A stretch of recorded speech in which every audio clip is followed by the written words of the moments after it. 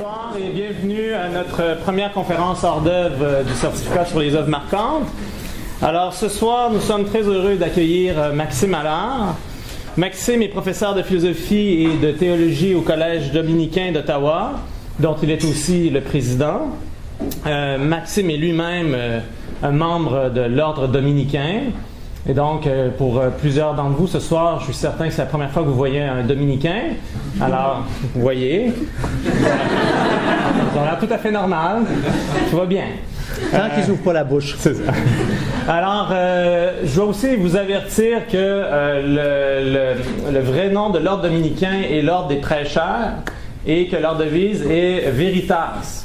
Alors ce soir, vous avez donc un membre de l'ordre des prêcheurs dont la devise est Veritas qui vient vous parler de rhétorique. Donc méfiez-vous.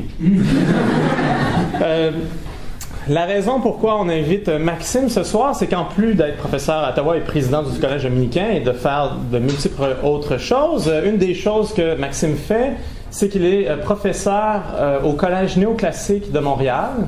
Et ce collège a un peu les mêmes ambitions que nous. C'est un collège similaire au certificat, en ce sens qu'il se propose de faire revivre la culture humaniste.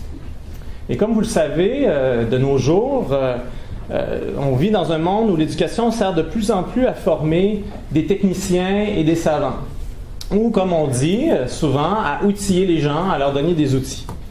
Et cette éducation-là, évidemment, est utile, et même, je dirais même devenue essentielle au bien-être de notre société, mais elle menace de devenir la seule éducation possible offerte à nos concitoyens.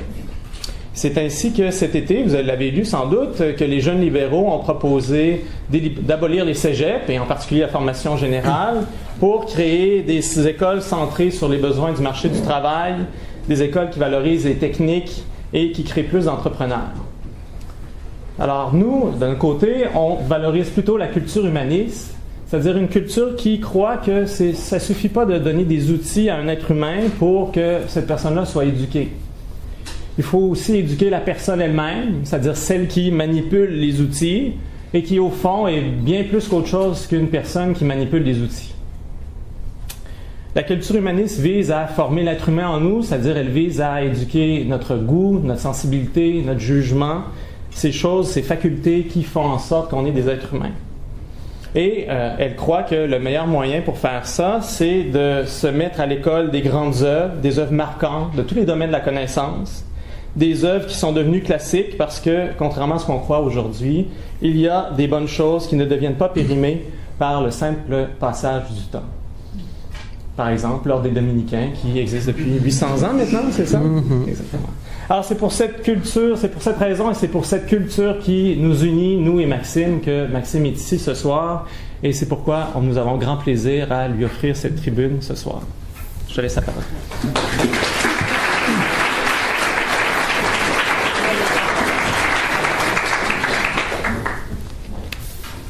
Merci bien de m'avoir invité. Je suis heureux d'être ici. Je me retrouve chez moi. J'ai fait mon doctorat à l'Université Laval et je suis de Québec. Alors, une bonne excuse pour revenir au paradis et quitter Ottawa. Alors, la rhétorique vous donne un refoulé de la délibération publique. Lorsqu'on arrive en public, et le public est quelque chose une notion extrêmement complexe aujourd'hui. La première chose qui se passe, très souvent, ou ce qu'on va valoriser, c'est l'exposition de soi. C'est ce que je viens de faire. Je me suis présenté. Alors, je l'ai fait en 30 secondes, mais je pourrais continuer longtemps, d'autant plus que je suis vieux. Alors, j'ai beaucoup de choses que je pourrais raconter sur moi.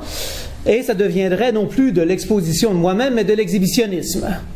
Et ça a toutes sortes d'avantages. Ça attire l'attention, ça retient l'attention, ça excite les gens. Vous voulez savoir toutes sortes de choses sur ma vie sexuelle, vous n'en saurez rien. L'exposition de soi, ça autorise. Je veux dire, j'aurais pu arriver, mais je n'osais pas, je ne connaissais pas assez Alexandre et... je ne vous connaissais pas du tout, j'aurais pu arriver dans le grand apparat. c'est-à-dire le grand habit blanc des Dominicains avec la chape Darth Vader. C'est très impressionnant. Ça donne du poids à n'importe quelle connerie. Alors cet élément-là est important. Là, je suis dans l'intro, je fais de la mise en scène, donc l'exposition de soi, qui a de l'utilité, mais qui peut vite virer à la multiplication des selfies de manière un peu exhibitionniste. Mais ça a de l'impact et ça peut être utile. Deuxième chose, c'est, vous le savez, on est très intéressé à savoir ce que chacun pense de tout, n'importe quoi et rien. Alors, de toute façon, vous avez une opinion sur tout. Enfin, moi, j'en ai une opinion sur tout, j'ai pas le choix, ça fait partie de ma job. Président d'université, les journalistes vous téléphonent et vous demandent quelle est votre opinion sur tel projet de loi dont j'ai jamais entendu parler. Il est de très mauvais aloi de dire je n'en sais rien. Et encore moins bien de dire je m'en fous. Donc, il faut trouver quelque chose à dire. Il faut avoir une opinion. Il faut avoir une opinion sur tout. Et en soi, c'est pas mauvais d'avoir des opinions. Mais le problème, c'est que de nos jours, il s'agit d'exposer, de faire entendre son opinion, de la mettre là, dans l'espace public, et de trouver les manières de vous la faire accepter. Mais on fonctionne fondamentalement sur un fantasme dont on pense, auquel on ne pense pas beaucoup. Mais dans le fond, lorsque vous, comme moi, on énonce une opinion, on se prend pour Dieu. Le bon vieux Dieu chrétien ou musulman ou juif qui dit « et cela est ». Je vous dis que M. Harper est un menteur, et c'est vrai. C'est ce que je crois. Et je crois qu'en l'exposant, en vous disant ce que je pense, si c'était vrai que je pense ça, à vous de savoir faire la différence si c'est vrai ou si je mens, même si je suis de l'ordre des prêcheurs. Mais si je dis quelque chose, mon opinion, je la crois vraie, et je veux que vous croyiez que ce soit vrai. Mais si on y réfléchit un peu, on présente nos opinions comme si nous étions Dieu. Je l'ai dit, c'est vrai. De la même manière qu'il y a 50 ans, 60 ans, lorsque je parlais avec ma grand-mère, elle me disait « c'est écrit, c'est vrai ». À l'époque, quelque chose qui avait été écrit avait le statut de la parole de Dieu. C'était, une fois que c'est publié, une fois que c'est mis en circulation, c'est crédible. Ben, peut-être pas toujours. Okay. Mais on vit de ce fantasme-là. Et qui suis-je, moi, pauvre petit, pour mettre en question l'opinion de monsieur, qui est très bonne, son opinion. Ce à quoi on arrive, c'est que lui dit son opinion, et moi je dis mon opinion, et au mieux on arrive à la guerre des dieux. Et le Dieu qui a plus de pouvoir, c'est-à-dire moi, je l'ai écrasé, le petit Dieu de deuxième ordre, mais je l'ai écrasé pourquoi? Parce que je vais pouvoir m'exhiber comme ayant des diplômes, etc., comme ayant des cheveux gris, comme étant passé par là, etc., etc. Vous voyez, l'opinion, on ne la débat pas. On la présente, on doit la recevoir comme vraie, et tout est beau. You're okay, I'm okay, we're okay. Okay. Ou bien, version postmoderne, you're not okay, I'm not okay, but it's okay. C'est la même logique, vous voyez? Vous voyez, un espace public où il s'agit pour l'individu de se présenter, de se montrer, ou bien d'avoir énoncé une vérité qui doit être su. Vous n'avez pas le droit de me faire l'affront de ne pas me croire. Ça ne va pas. C'est pas poli. En tout cas, c'est pas politiquement correct. Alors, il y a ce petit problème. Autre élément, c'est non pas l'exposition de moi-même ou de mon opinion ou la réception de la vôtre, c'est l'importance des images, des émotions et du ton.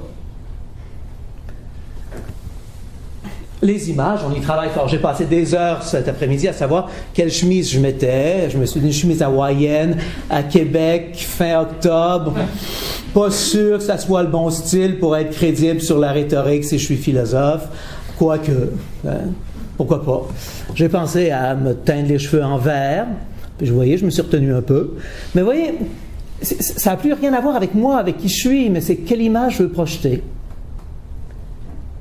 Quelle émotion je dois vous faire croire que j'ai, ou quelle émotion je veux que vous ayez. Jusqu'à présent, je pense que j'ai joué sur le rire, donc ça va, c'est bon pour la digestion. Mais, si vous écoutez les discussions publiques, comme on doit recevoir l'opinion l'un de l'autre, qu'on ne peut faire autre chose vraiment que de la répéter, parce que vous dire que vos prémices sont fausses, vous dire que vos faits sont faux, ça passe pas très très bien sur un plateau de télévision ou dans une classe ou dans un débat politique. Du coup, on va jouer du ton et on hausse le ton très rapidement. Récemment, il y a eu au Québec, ça c'est devenu viral, mais c'est un petit virus insignifiant là. Le passage de Mme Dorval, Anne Dorval, à l'émission, j'oublie laquelle d'ailleurs. On n'est pas couché. Avec un cher monsieur français, monsieur Zemmour. Il n'y a pas eu de débat. Il y a eu des opinions répétées sur des tons de plus en plus hystériques de tous les côtés. Ça ne fait pas un débat public. Puis on n'a pas avancé notre connaissance des enjeux qui avaient pu être soulevés par ces questions-là. Donc, vous voyez, notre espace public est fait d'expositions de soi, d'opinions partagées, qui doivent être reçues et sur lesquelles on met du glaçage et qu'on va réussir à intimider les gens en utilisant un ton magistral, la voix Radio-Canada, ou, si vous voulez, la voix TVA. Il y a la voix... il y a d'autres voix. C'est comme ça. C'est ça la parole publique. Et si vous allez parler à des politiciens ou à des faiseurs d'images de politiciens, et ça à cause du Collège Néo, je le fais, de quoi on va vous parler? Non, madame, vous ne pouvez pas être candidate. Parce qu'une voix comme ça ne passe pas à la télévision. Vous avez peut-être des bonnes idées, vous avez peut-être le cœur à bonne place, vous allez peut-être vous engager à fond, mais ça ne passera pas. Les appareils de parti ne vous laisseront pas passer.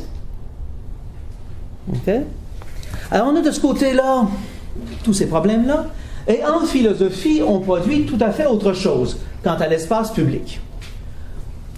Je vais donner deux noms, parce que ça paraît bien, mais qui sont très symptomatiques. Le premier, Jürgen Habermas, le dieu de la sociologie allemande, auprès des philosophes en tout cas, depuis le milieu des années 70, pour qui il faut qu'il y ait des arguments qui circulent, et on doit tout faire pour avoir un débat, une mise en scène et une mise en discours qui soit telle que les émotions partent et la seule chose qui compte, c'est le meilleur argument. Les tons de voix, les postes d'autorité, tout doit être mis en parenthèse parce que ce qui compte pour l'espace de délibération publique, ce ne sont que des arguments. Alors, on se retrouve assis en rond. C'est pas les communes des années 60, là, non, ce sont des tables, très très bien. On est en Allemagne à l'université, c'est quand même bien. Et là, on débat. Et la seule chose qui doit passer, c'est l'argument, en lui-même. Vous élevez pas la voix. Habermas, vous le savez, c'est le digne héritier de Descartes là-dessus. Descartes avait, lorsqu'il était en Suède, à se geler et à se préparer à mourir, enseigner la philosophie à 6 heures du matin, à moins 30, c'est très mauvais pour la santé. Alors, Descartes a écrit, pendant qu'il était en Suède, un petit manuel pour la discussion scientifique. Habermas, c'est la version complexe allemande au XXe siècle. Alors, si vous voulez faire une thèse, je vous suggère Descartes. C'est 4 pages, c'est écrit en français, au XVIIe siècle, mais c'est la même idée. Qu'est-ce qui doit primer? Les arguments, seulement les arguments. On se parle dans l'ordre et on se respecte et on essaie d'articuler, de faire avancer pour qu'il y ait un véritable argument qui puisse conclure à l'autre bout ou, parce qu'on a le meilleur argument à l'autre bout, tout le monde est d'accord. Ce qu'on vit, c'est l'unanimité. Un peu... par ailleurs, de manière tout à fait différente, mais c'est le même présupposé. En 1958 est paru le traité de l'argumentation, la nouvelle rhétorique de Perelman. Un Belge avec Mme Titeka Olbrecht, qui a publié gros traité sur la nouvelle rhétorique qui ne porte que sur les arguments. Il était spécialiste du droit, et lui, ce qu'il disait, c'est la rationalité doit être recherchée partout. Pour éviter quoi? La violence ou la propagande. 58, guerre froide, post-totalitarisme en Europe. On veut des arguments rationnels, puis on veut qu'ils soient apportés à tout le monde. Donc on cherche une manière de prendre les arguments scientifiques pour les amener au niveau de l'espace public, mais sans les déviarger, pour employer un vieux terme latin. Mais c'est tout à fait ça, c'est essayer de dire, on entre et on fait passer des arguments pour faire en sorte que les gens réfléchissent et ne se fassent pas avoir comme dans la propagande ou la publicité. Alors vous voyez, il y a un côté schizophrénique à l'espace public. Il y a des philosophes qui veulent des arguments purs, et puis d'autre part, il y a ce qui se passe dans l'espace public, l'espace politique, l'espace médiatique. Et à la limite, vous comme moi, on peut très bien se servir des deux espaces et être à l'aise avec l'opinion, l'exhibition de soi, les images, puis par ailleurs, le lendemain, s'intéresser aux arguments. Okay. Complexifions un peu les choses, parce que c'est des oppositions binaires, c'est facile. Vous avez dépassé ça il y a fort longtemps. Il y a ce que j'appelle, parce que j'en vis à Ottawa, les tentations rhapsodiques. Les politiciens n'existent plus, vous le savez. Alors, il y a des hommes et des femmes qu'on appelle des politiciens, là, puis on les met devant des caméras ou dans des chambres, en face l'un de l'autre. Là, vous aurez déjà vu ça. Il y a un Parlement à Québec comme ça. Alors, mais qu'est-ce que vous avez? Est-ce que ces gens-là parlent? Est-ce que ces gens-là ont une parole ou même des arguments propres? Pas par opposition à ça, mais qui leur appartiendraient à eux, qui viendraient de leur réflexion. Les conneries, oui, d'accord, ils ont ça en propre. Mais des vrais arguments, est-ce qu'ils ont ça? Non. Qu'est-ce qu'on a? On a des paroles scriptées. Et dans le fond, ça nous ramène, je ne connais pas votre background, mais ça nous ramène à Ion de Platon. Okay? Ion de Platon, c'est quoi? Ion, c'est le petit gars qui gagne tous les concours. C'est un rhapsode. Il connaît son Homère par cœur. Je sais qu'il y en a qui ont travaillé Homère de ce temps-ci. Alors, il connaît, lui, Homère par cœur. Il vous le récite. Mais ce qui fait qu'il gagne, c'est que au moment où ça devient tragique, il faut que vous ayez peur. Au moment où ça devient drôle, bon, c'est pas toujours drôle, c'est rarement drôle, même chez Homère, mais au moment où c'est drôle, il faut qu'il vous fasse rire. Sinon, il n'aura pas son salaire, puis il ne gagnera pas le concours. Okay. Mais Ion, c'est là qui est intéressant, qui ne sait que répéter Homère. Il le dit lui-même, donnez-lui du Hésiode, il s'endort. Je cite Platon. Mais Ion, qu'est-ce qu'il fait? Il dit à Socrate à un moment, moi je pourrais faire de la politique. Parce que dans Homère, c'est plein de généraux qui parlent. Je sais comment faire bouger du monde, je sais comment les faire penser, je sais comment les faire obéir. J'ai le script. Je suis un acteur. Je suis un rhapsode. De nos jours, si vous êtes ministre, qu'est-ce que vous faites entre deux lieux? Vous avez des fiches que vous apprenez, qui ont été dictées par quelqu'un d'autre. De ce temps-ci, ça vient du PMO, comme on appelle ça en anglais, là, du bureau du premier ministre. Mais avant ça venait d'ailleurs aussi. Mais vous avez des fiches scriptées que vous apprenez. Et ce qui fait la différence entre un bon politicien ou un autre, c'est quelqu'un qui vous fait croire qu'il n'y a pas de fiches. But frisk him. Vous allez trouver les fiches dans ses poches. Ils ont des fiches. Ils fonctionnent comme ça. Okay? Il y a des arguments. Ça a été réfléchi par d'autres. Et c'est prévu comme si ça n'avait rien à voir avec qui était là maintenant. Okay. Or, ce que je veux proposer ce soir avec la rhétorique, c'est de dire que la rhétorique a tout ça, ou a quelque chose de tout ça, mais articulé autrement et avec d'autres présupposés sociaux et politiques. Ce que je vais vous proposer comme type de réflexion sur la rhétorique, c'est premièrement que la rhétorique n'est pas là pour vous informer. La rhétorique est là pour argumenter. ou louer, ou blâmer, selon le cas. Et là, pour argumenter, parce qu'on part de choses qui ne sont pas nécessaires, mais qui pourraient être possibles, qui pourraient être bonnes, mais pour lesquelles il n'y a pas de parole vraie. Prenons un exemple. Est-ce qu'il faut un 3e pont à Québec entre Québec et Lévis? C'est possible. Ça pourrait être bien. Il pourrait y avoir des arguments pour, il pourrait y avoir des arguments contre. OK? Puis si on avait décidé qu'un pont entre Québec et Lévis, ça serait bien, après ça, on pourrait avoir des arguments pour le faire plus près de l'île d'Orléans ou plus près des ponts actuels. Mais il n'y a pas de vérité là-dessus. OK? Et il n'y a personne qui a une ligne directe avec le bon Dieu pour dire où c'est que tu veux l'avoir, le pont. Okay? Ou est-ce que de toute éternité, tu as décidé que le pont devait être? Comme si Dieu, ça l'intéressait, ces choses-là. Alors, oubliez Dieu. Dans notre monde sublunaire, dire Aristote, dans notre espace public, il n'y a pas de vérité là-dessus. Et il y a des bonnes raisons de le mettre à un endroit ou à l'autre. Moi, je crois qu'il devrait être à tel endroit pour telle raison. Vous croyez qu'il devrait être ailleurs pour d'autres raisons. Est-ce qu'on peut se parler ou est-ce qu'on est vraiment réduit? Une fois que je vous ai dit pourquoi moi je le mettais là, puis pourquoi j'ai entendu pourquoi vous le mettiez là, on va prendre une bière ensemble, puis on laisse des bureaucrates décider. Mais la rhétorique dit non. Ce sont les citoyens qui ont à décider. C'est au moins comme ça qu'Aristote le pensait. Cicéron aussi.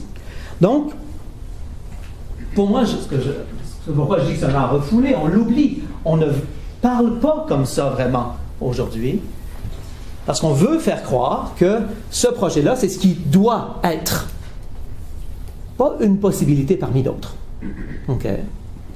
Or, je crois qu'une parole citoyenne politique, c'est une parole possible, utile, pour laquelle il peut y avoir de bons arguments, mais pour lequel il faudra faire un choix. Puis il restera toujours une part où, s'il est pour avoir du choix, on n'est pas dans l'ordre de 2 plus 2 égale 4 en base 10. Et du coup, le pont pourrait être à un endroit ou à l'autre, selon les critères que vous allez retenir et que vous aurez argumentés. Mais est-ce qu'on est prêt à jouer ce jeu-là? Je crois qu'on résiste beaucoup et on refoule ça. On préfère la parole de l'expert. Mais vous le savez, les experts, hein? Vous en amenez un en cours qui va dire que je suis fou. Et l'autre va dire que je suis un génie. Ça ne sert à rien, l'expert. C'est très utile dans son champ. Okay? Mais pour la parole citoyenne, ça donne de l'information de l'expert. Ça donne de l'information qu'il faut recevoir de manière critique. Mais comme citoyen, je n'argumente pas avec l'expert en tant qu'expert. J'argumenterai avec le citoyen qui peut-être est un expert aussi. Okay? Et en tant que citoyen, je ne me laisse pas impressionner par l'exhibition de ces diplômes et puis les grands termes techniques que je ne comprends pas. I'm a 6-year-old. Translate. Okay? Si tu n'es pas capable de faire ça, pour que ma grand-mère, qui est aussi citoyenne, qui va aussi voter, ben, tu es un expert dans quelque chose qui n'est pas utile politiquement. Au moins, c'est l'option de la rhétorique aristotélicienne. Alors, si on dit que ça prend un autre type de parole, puis que traditionnellement, en Occident, ça s'est appelé rhétorique, essayons d'y plonger. Soyons aristotéliciens pour quelques minutes. On ne sera pas trop longtemps, mais soyons là quand même. C'est pas mauvais pour la santé, c'est bon. Alors, premièrement, vous savez, Aristote dit il y a 3 types de rhétorique. La rhétorique juridique, la rhétorique politique, la rhétorique épidictique. Au moins, je vous ai employé un grand mot à soir. Vous pourrez essayer ça dans un bar. Nice pick-up line, comme disent les Anglais. Alors là, je fais de l'épidictique avec vous, c'est très très bien. Ça veut dire j'essaie de faire en sorte que tu sortes avec moi. Je dis que tu es belle, tu es beau, machin, etc. Je te vends, je te loue. Alors, 3 types de rhétorique. La première porte sur des choses du passé. Le colonel Moutarde est mort dans le salon, tué par un chandelier. C'est fait, il y a le cadavre. OK, il faut trouver qui. Okay. Puis une fois qu'on a trouvé qui a fait ça, on a des caméras de surveillance, c'est très pratique de nos jours, on a quelqu'un, on sait c'est qui, mais il faut encore que le juge donne la sentence. Alors, selon ce que vous allez plaider, il y aura une sentence plus ou moins longue. Ça sert à ça, la rhétorique juridique. Parce que le corps est là. La rhétorique politique, c'est mon exemple du pont tantôt. Okay. Il peut être à bien des places, ça peut être plusieurs types de ponts, à péage ou pas. À Montréal, ils aiment beaucoup ça. Mais ici, à Québec, on ne ferait pas ça, bien sûr. Mais, parce que nous autres, à Québec. Mais bon, alors, il y a cette chose-là. Puis, après ça, la démocratie athénienne fonctionnait sur le système de la louange et du blâme. Vous ne vouliez pas être du côté du blâme. Vous vouliez être du côté de la louange. Okay? On n'est pas dans une société où il y a des droits et tout ce qui fait que vous pouvez apparaître en public, c'est l'estime que les autres ont de vous. En quoi vous correspondez à des modèles de valoriser d'une manière ou d'une autre. Il y a des places en avant, je sais que ça peut être dangereux, mais à moins que vous ayez besoin de grandir encore. Alors, la louange et le blâme, c'était ce qui permettait de booster la démocratie ou quelque système politique que ce soit à différents moments. C'est-à-dire, les gens commencent à grogner puis à plus vraiment savoir que la démocratie c'est bon, vous prenez une série d'orateurs qui louent ou qui blâment. Okay. Donc, c'est les trois grands types de rhétorique d'Aristote. Aujourd'hui, je vous dirais, on est très bon dans l'épidictique. On loue et on blâme beaucoup. On est très bon pour ça. C'est très utile d'ailleurs. Okay. Mais encore dans la louange et dans le blâme, on n'argumente pas.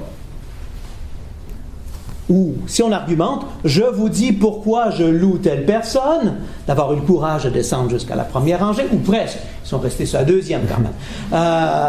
Mais où je blâme quelqu'un d'avoir fait telle chose. Et j'argumente dans mon sens. Mais il n'y a pas vraiment de réplique à ça, il n'y a pas d'échange. Okay. Un peu un genre de concours.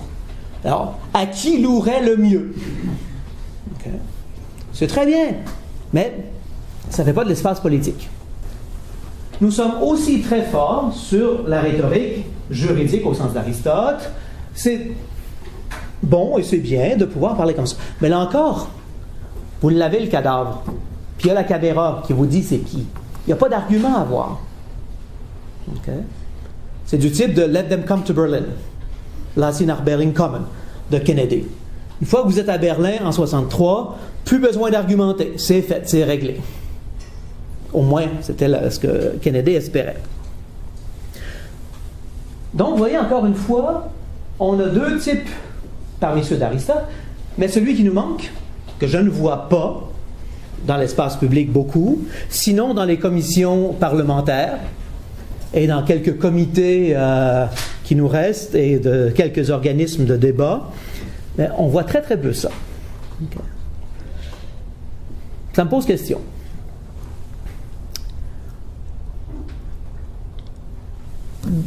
Plus que ça, Aristote avait une idée assez claire de ce que devait être la démocratie, la tyrannie, l'oligarchie, puis toutes ces choses-là. Cicéron aussi, d'ailleurs. Les Romains et les Grecs, là-dessus, étaient assez similaires. Mais on n'est plus à cette époque-là. Vous me direz qu'on est en démocratie, je vais vous dire oui parce que je suis poli, puis je respecte votre opinion. Mais ce qu'on appelle démocratie ne correspond pas à ce qu'Aristote appelait démocratie. Okay. Comme ils l'ont inventé à Athènes, puis tu as quand même fait un petit tour là-bas quelques années, il va avoir une meilleure idée que vous et moi de ce que c'était. Disons qu'on va lui donner raison, au moins pour les besoins de la cause à soir. Okay. Nos régimes ne correspondent plus aux anciens régimes. Et c'est ce qui va compliquer la chose de beaucoup. Okay. Nos régimes sont très plastiques. On a, dans nos systèmes actuels, il y a des endroits où la tyrannie règne, ou d'autres fois c'est l'oligarchie, la plutocratie, puis d'autres endroits, d'autres moments plus démocratiques. Mais dire que nous avons un système démocratique au sens aristotélicien, c'est pas tout à fait vrai. Okay. Quant à l'espace public, toujours. Puis en plus, il y a un nouveau phénomène, ça va me permettre d'introduire à nos 4 modèles de rhétorique, quelque chose qui est tout à fait inédit. Twitter. Et ces médias sociaux. Je crois qu'on est à un moment spécial politiquement, mais pour la rhétorique, ça a un impact. Si vous êtes en cours, vous avez toujours notre cadavre là, on sait qu'il l'a fait, je parle à un groupe très précis de personnes sur quelque chose de très précis, et ce que je dis et mon argumentation est bâti et est construit pour ce groupe-là à ce moment-là, exclusivement. Okay? Ça ne sort pas de la cour. Ça va là à ce moment-là. Si je suis politicien, je suis en train d'essayer, dans une maison pour personnes en perte d'autonomie, en train d'essayer de faire un argument politique, parce que je veux leur vote, bien sûr. De nos jours, je ne leur parle pas à eux seulement. S'il y a un média, aussi ma grand-mère est là avec son Twitter, elle est morte, inquiétez-vous pas. Si c'est là, je fais un argument, je dis quelque chose, j'ai pas fini la conférence, que déjà, c'est entendu, c'est repris, et ça compte comme argument, comme parole que j'ai autorisée, comme mon opinion, et tout. Donc lorsque je parle à quelqu'un, je ne parle jamais seulement à ce groupe-là. On m'a dit que c'était enregistré, que ça allait aller sur une page, sur Internet. Ben, je suis en train de parler à ces gens-là aussi. Pas juste à vous. Je pense à ça, parce qu'il y a des choses que je me dis, si je dis ça ici, ça va être répercuté là-bas. Qu'est-ce qu'ils vont penser de moi, eux? Donc, je m'excuse, là, mais je ne vous parle pas. Enfin, pas vraiment. Vous voyez, c'est un phénomène tout à fait nouveau. Les rhéteurs anciens et les argumentateurs politiques anciens ne parlaient qu'à ceux qui étaient là. Et s'il y avait des reportages, parce qu'il y en avait, ben ça pouvait prendre du temps. Si je soutenais une thèse philosophique qui ne plaisait pas à certains au Moyen Âge, ça prenait un bon 3 mois et demi à pied pour quelqu'un qui descende à Rome. Là, ils sont en Italie, alors on ne travaille pas beaucoup, pas tout le temps, il y a des longues vacances, il y a beaucoup de liturgie, ça prend du temps. Bon, 6 mois plus tard, ils ont la réponse, un autre 3 mois, il faut remonter là, à Paris. Donc, j'ai eu 1 an de grâce avant que quelqu'un dise « On n'est pas d'accord avec ce que tu as dit, mais tout le monde a oublié entre-temps ce que j'avais dit. » Ce qui est tout à fait correct. Okay? Mais on n'est plus dans cet espace politique-là. Nos espaces publics sont des espaces extrêmement fluides et plastiques où l'idée de public est en pleine mutation. À qui vous adressez-vous? Okay. Perelman avait déjà laissé entendre ça. On reviendra à la fin. Alors, pour essayer de jouer là-dedans, je propose qu'on voit l'histoire de la rhétorique, que je vais vous faire en 10 minutes, comme étant 4 types fondamentaux de rhétorique, et qu'il ne s'agit pas de dire, bon ben, il y a eu cette époque-là, c'est fini, c'est de voir nos espaces publics et politiques actuels comme jouant simultanément, plus ou moins, des fois avec un peu de décalage, des 4 niveaux. Et ça va demander, pour aujourd'hui, une rhétorique nouvelle. Alors, allons-y. Grec et romain. Petit public, mâle, parlant tous la même langue, mesdames, il faut que vous sortiez, j'y peux rien si on veut être gréco-romain, là. Mâle, entre 25 et 45 ans, parce qu'après ça, ils sont sourds ou morts. Puis ils n'ont plus la capacité de se rendre à l'agora, c'est très bien d'ailleurs. Parce qu'ils ne peuvent plus juger, ils sont sourds. Qu'est-ce que vous voulez? Alors, 25 à 40 ans maximum, 45, on va être bon là, pour certains. Même langue, même culture, même religion. Petite différence dialectale entre le dorien puis les autres, ça va. Mais en gros, on se comprend. Okay? Les mêmes présupposés, puis on est tous pris dans le même bateau. Okay? On est 50, 100, 2000 sur l'agora, puis Sparte s'en vient. On va débattre si on s'en va en guerre. En sachant très bien que si on dit oui, tout le monde qui est là s'en va en guerre. Ça vous engage autrement dans le débat. Lisez Démosthène et compagnie, vous allez voir, c'est ça qui est en jeu. Donc, petit groupe, uniforme, On ne s'entend pas sur des détails. Est-ce que c'est 3,2% ou 3,5% dont on augmente les taxes cette année? OK? Des gros débats là-dessus, j'en conviens, mais pour le reste, on est d'accord que ça va prendre entre 3 et 3,5 de taxes si on veut arriver à faire vivre la ville et à la protéger. Okay? Donc, on débat de choses importantes, mais sur un fond unifié. Deuxième moment. Donc, ça, c'est le moment gréco-romain.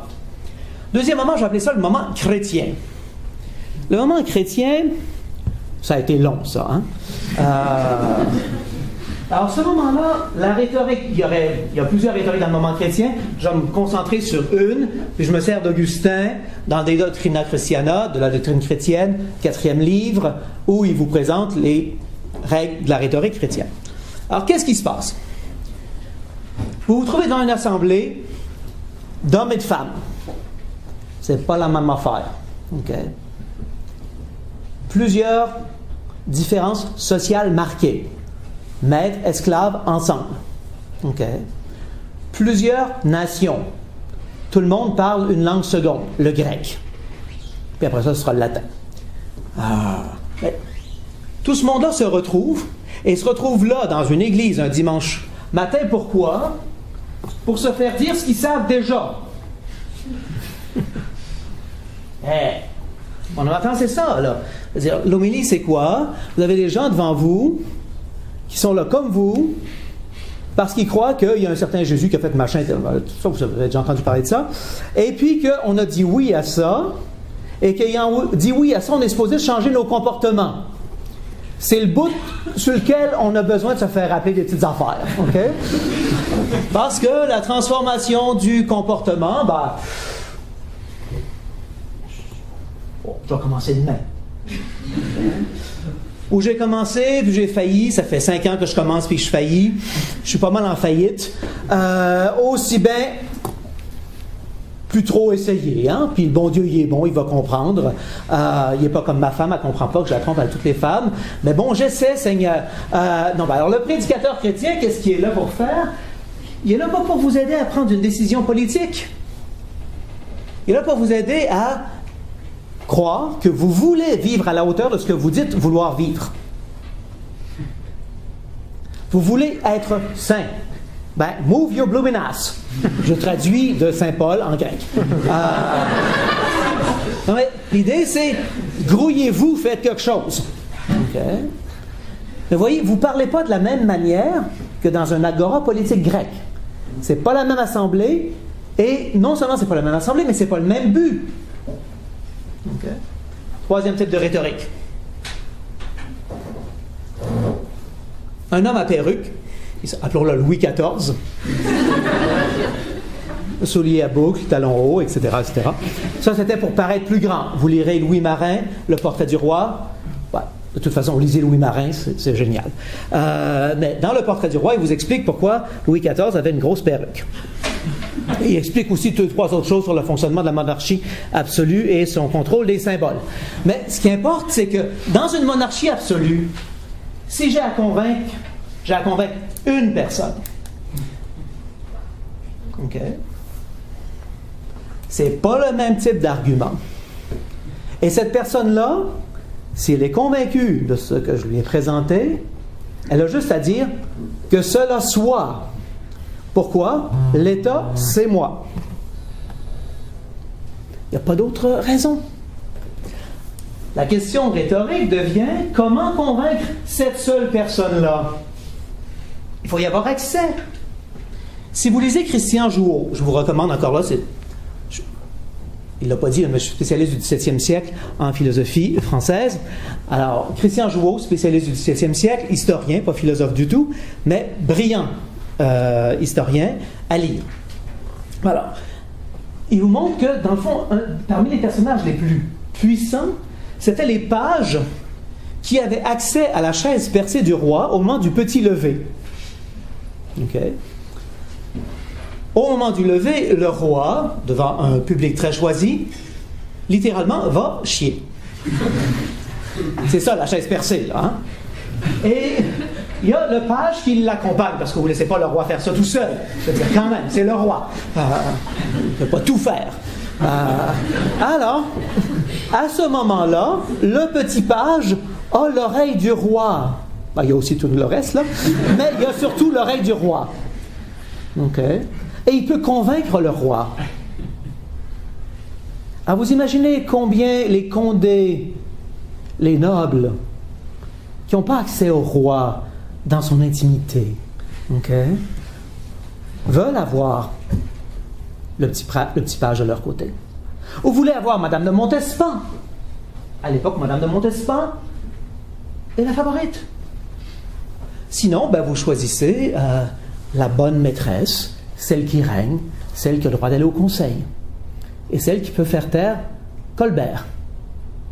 Si vous l'avez convaincue, elle, vous avez le roi dans votre poche.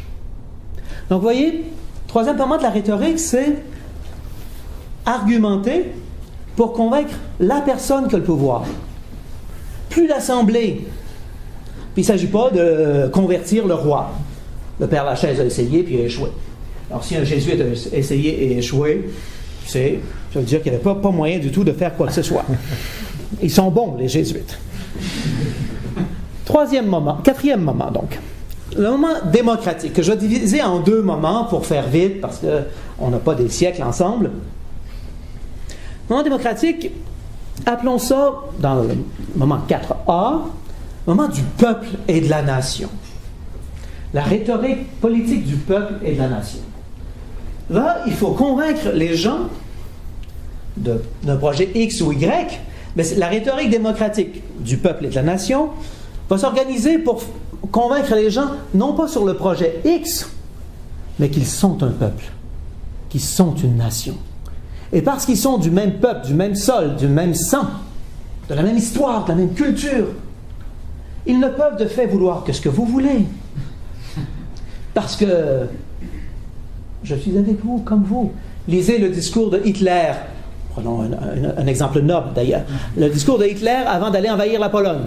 Son discours au Reichstag. Je suis comme vous, allemand. Il était autrichien. Je suis comme vous, allemand. Je fais tout depuis qu'on a pris le pouvoir pour faire en sorte qu'il n'y ait pas la guerre et puis le diktat de Versailles, machin. Mais nous sommes allemands et j'ai travaillé comme vous pour éviter la guerre. Je crois désormais qu'il faut y aller. Pauvre petit Polonais. C'est pas exactement comme ça qu'il dit ça à la fin du discours, mais c'est un peu ça. Là. Mais là, si vous êtes allemand, vous ne voulez pas être traître. Si vous n'aimez pas cet exemple peu noble, allez lire du Danton ou du Robespierre. Okay. Ou lisez le manifeste du RIN. Au Collège néoclassique, on a fait toute une journée 2 jours sur le manifeste du RIN. Le RIN, ça va? Rassemblement pour l'indépendance nationale. Très, très beau texte, début des années 60. Merveilleux. Écrit d'ailleurs en partie dans un couvent dominicain à Montréal. C'est pas rien. Mais, vous voyez ici, il faut convaincre les gens d'appartenir à un groupe au-delà des divisions économiques, sociales, culturelles et tout. Et c'est cette appartenance-là qui fait que vous décidez d'être pour ou contre tel projet. Mais ça n'a rien à voir avec ce projet-là. Le moment 4B, c'est le moment où vous et moi, nous sommes considérés comme des consommateurs ou des électeurs. Dans la tête de certains, c'est la même chose. Et là, il ne s'agit pas de nous faire d'argumenter quoi que ce soit. Il s'agit de nous convaincre que le produit qu'ils ont, c'est ce que nous voulons. C'est ce que chacun de nous a besoin. J'ai besoin de ça dans ma cuisine. J'ai besoin de ça au-dessus de mon fleuve. Ça correspond à mes besoins. C'est ce qu'on me fait croire. C'est ce qu'on veut me faire croire. Mais vous voyez, on n'argumentera pas lorsqu'on s'adresse à chaque consommateur en visant tous les consommateurs. L'expression latine, c'est omnes et singulatim. C'est le modèle pastoral de Foucault. Je vise tout le monde, mais chacun en particulier. OK. Alors, vous avez mes 4 moments. Si on avait beaucoup de temps, je dirais essayer de repérer les lieux, les moments grecs de notre expérience de l'espace public. Essayez de repérer les lieux et les moments chrétiens de notre espace public ou des espaces de nos institutions démocratiques. Prenez une assemblée générale du PQ, parce que c'est plus ouvert que le Parti libéral. Est-ce qu'ils sont grecs, chrétiens, monarchie ou démocrates? On a un peu de temps quand même. Levez la main ceux qui pensent qu'une assemblée générale du Parti québécois, c'est un moment, ça correspond au moment gréco-romain. OK, on a peu de gréco-romain. Vous avez raison. Est-ce que c'est un moment de monarchie absolue? Certains le fantasme, mais dans la réalité, c'est pas ça. Qu'est-ce qui reste? Le moment démocratique ou le moment chrétien? Ben, j'ai une petite nouvelle pour vous. Le Parti québécois, c'est le parti le plus chrétien possible. Okay. Ils ne sont pas démocrates de la nation. Écoutez les discours. Ils prennent pour acquis que tous ceux qui sont là sont déjà convaincus. Et il s'agit de les convaincre à nouveau d'agir en fonction de leurs convictions déjà choisies. Ce qui est tout à fait ce que doit être une convention politique. M. Sarkozy fait la même chose avec l'UMP, puis Mme Merkel avec son parti. Mobutu faisait la même chose aussi. Okay. Trouvez-moi un espace démocratique, que ce soit au sens de nation-peuple ou de consommateur. J'en lance un, je vous demande de me répondre. Notre Assemblée nationale ou notre Parlement à Ottawa, c'est quel type de politique, là?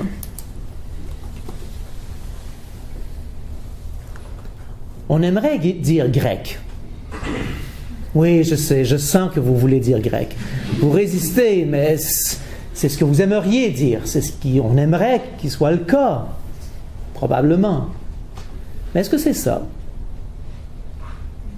Est-ce qu'il y a des débats en chambre? On dit qu'il y a des débats, mais est-ce qu'il y a des débats avec des arguments en chambre? On se lance des invectives, on dit que l'opinion de l'autre n'est pas bonne, mais est-ce qu'il y a des débats argumentés en chambre?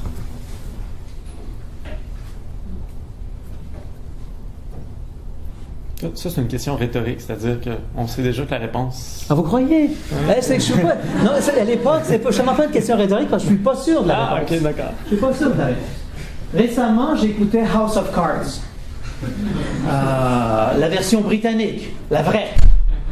Voilà. J'aime bien Kevin Spacey, c'est beau. Mais Francis Urkel et les petits rats de la version britannique, il y a quelque chose là. Est-ce qu'il y a des débats en chambre là? Non, on est dans un monde, si vous regardez, on sait bien, c'est de la fiction, House of Cards, les 2 éditions, on sait que c'est pas comme ça que ça marche là. Mais on est dans un milieu de rhétorique monarchique. Il s'agit de parler à chacun et de convaincre chacun, pour la part de pouvoir qu'il a, de faire quelque chose. Mais est-ce qu'il y a un débat public? Le Canada ne vit pas selon House of Cards, bien sûr. Quoique M. Savoie, dans un livre qui parle du devenir de ce qu'il appelle court government, et ça ne va pas avoir avec les juges, mais bien la cour, montre que le Canada, comme la Grande-Bretagne, depuis 20 ans, est en train de redevenir une politique de cour, où il s'agit de convaincre une personne à la fois jusqu'à temps qu'on ait l'oreille de la bonne personne le plus haut possible. Le Parlement n'étant plus que un spectacle. Est-ce que c'est vrai? Je donnais la semaine passée un cours sur la rhétorique, c'est-à-dire la politique et le cynisme. Si c'était vrai que nous sommes cyniques, il faudrait répondre oui. Je ne crois pas que notre système soit cynique et que vous et moi, nous soyons vraiment. Alors, voyez, si vous faisiez le tour, si on avait du temps, je dirais, prenez 15 minutes, là, asseyez-vous, faites le tour des institutions publiques où il y a de la discussion. On dit qu'on argumente ou qu'on débat. Et essayez de vous demander quel type de rhétorique est là. J'insiste là-dessus parce que si vous voulez convaincre une grande assemblée, mais que vous avez mal lu le groupe, et que vous le traitez comme un peuple, alors que c'est une polis ou urbs. Pas la même chose exactement, polis et urbs. Hein. Aussi, vous le savez, la cité grecque puis la cité romaine, c'est pas la même affaire. Benveniste 101 sur le sens de ces deux mots-là. Vous allez voir, c'est deux expériences politiques assez différentes. Mais si vous pensez que vous êtes dans un espace gréco-romain, puis vous argumentez, parce qu'il y a des arguments de ce type de rhétorique-là, alors que vous êtes devant une nation ou un peuple des consommateurs, votre parole ne portera pas. Ça va être une série d'opinions que vous allez bien faire en vous exposant. Donc, à mon avis, une des choses très difficiles à faire aujourd'hui, c'est de bien cibler le type de milieu auquel on parle. En sachant très bien, et c'était ça, pour ça que je vous parlais de la fluidité des espaces publics tout à l'heure, en sachant très bien que pendant que je vous parle à vous, je suis aussi peut-être en train d'essayer de convaincre quelqu'un qui va écouter la conférence, mais qui n'est pas là. Mais dont j'aurais besoin qu'il sache telle chose, parce que j'aimerais bien de cette personne-là telle autre chose. Okay? Je suis président d'université. Si je fais une conférence publique en Ontario, okay, parmi les présidents d'université, je parle à tout ce monde-là, mais je m'en fous des présidents d'université. Ce qui m'intéresse, c'est la sous-ministre adjointe qui est là. C'est pas gentil pour les autres présidents, mais ils nous font tout le coup aux autres avec. On n'est pas Dieu. Mais ça paraît mieux d'avoir des assemblées comme ça. Tu donnes l'impression de ne pas cibler la personne puis la mettre dans l'eau chaude. Mais il faut savoir que je parle à tout le monde. Mais c'est elle que j'essaie de convaincre en même temps par ailleurs. Okay? Et que vous avoir convaincu ou non, fondamentalement, m'importe pas du tout. Si elle était là, mais comme elle n'est pas là, vous voyez, ça va. Alors, savoir repérer les types de public pour pouvoir savoir quel type de rhétorique employer. Okay?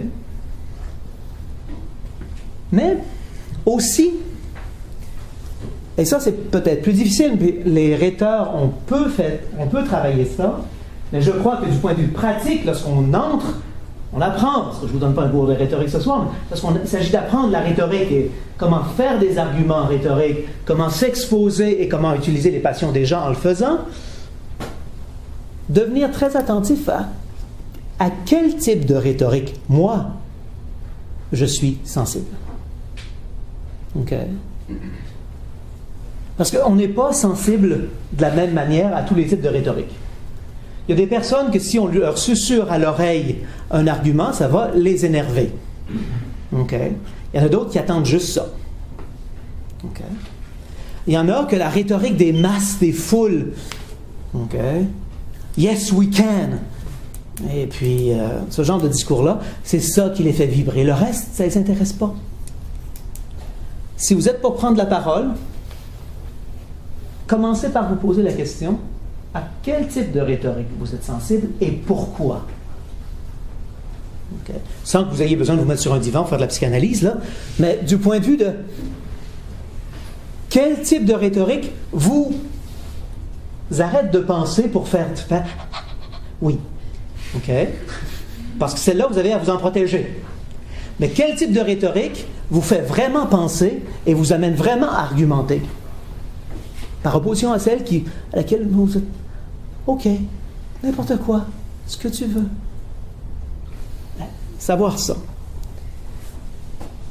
Avant-dernier point, savoir aussi dans quel type de rhétorique vous êtes vraiment à l'aise. Parce qu'il y en a, il ne faut pas les mettre devant une foule. Mais mettez-les avec une personne. Ils vont être très convaincants. OK?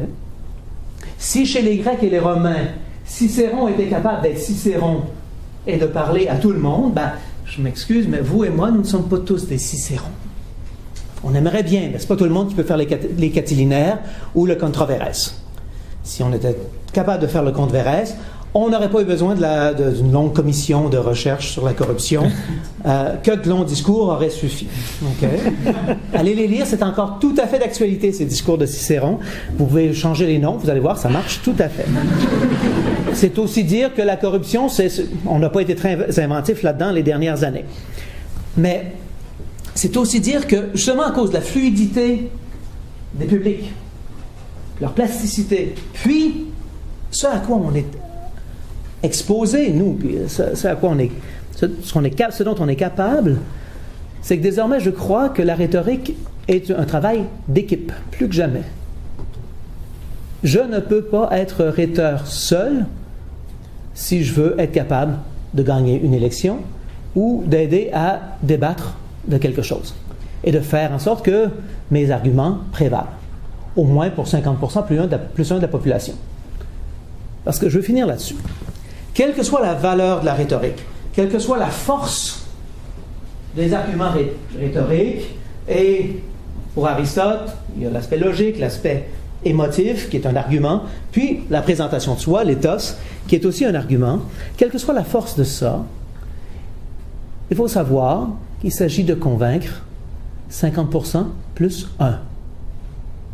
Sauf en cas de guerre, dit Aristote, où là, il faut avoir le consensus. Et ça, pour moi, dans notre espace politique, c'est fondamental. Parce que pour toutes sortes de raisons liées à la modernité, nous croyons que le paradigme de l'entente, c'est 100%. Parce que 2 plus 2 égale 4 en base 10, on aime ça. Mais dans l'espace politique et dans l'espace public, l'unanimité, ça n'existe qu'en cas de guerre où chacun aurait à mettre sa vie en jeu, dit Aristote. Est-ce qu'on peut encore avoir la même chose aujourd'hui? Il y a peut-être des espaces où il y a ça encore. Je viens d'une longue tradition, je finis par m'exposer comme j'ai commencé. Je viens d'une longue tradition où on a inventé la démocratie. Les dominicains, contrairement à la vie monastique, contrairement aux franciscains, nous avons inventé, et nous avons encore nos constitutions, on les change à tous les 3 ans, l'espace démocratique, en ayant très très peur des gens qui prennent le pouvoir, pas de candidats, des mandats courts, pas renouvelables plus que 2 fois, donc vous êtes prieur 2 fois 3, ça fait 6. Après ça, vous allez prendre des vacances ailleurs. Mais aucun des votes ne doit et n'a besoin d'avoir de consensus. La question, c'est comment vivre avec des gens qu'on ne peut pas convaincre. Lorsqu'on aura fait passer des lois ou des options à 50% plus 1 des voix. La véritable question, elle est là. Parce que selon ce qu'on répond à ça, on va vouloir et on va accepter que la rhétorique ne soit pas refoulée, ou on va jouer de la propagande qui essaie de manipuler tout le monde dans la pensée unique. Merci.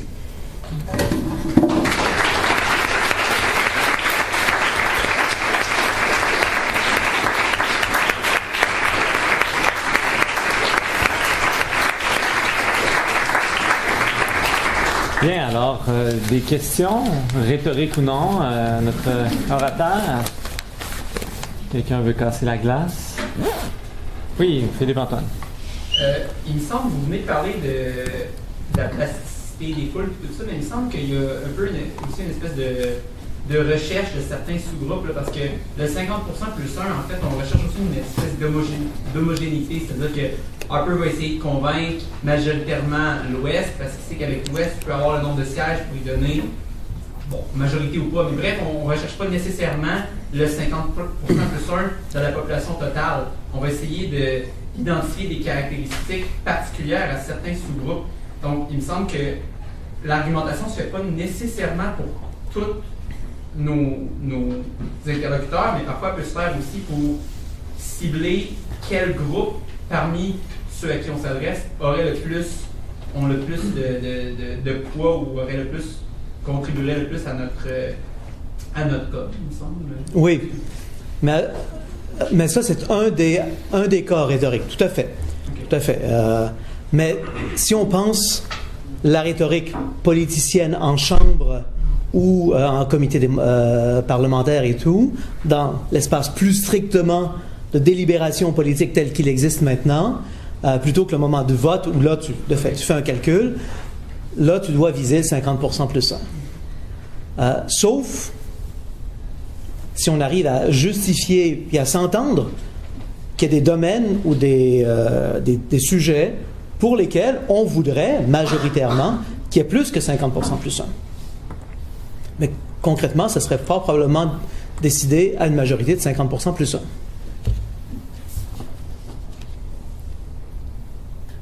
Olivier?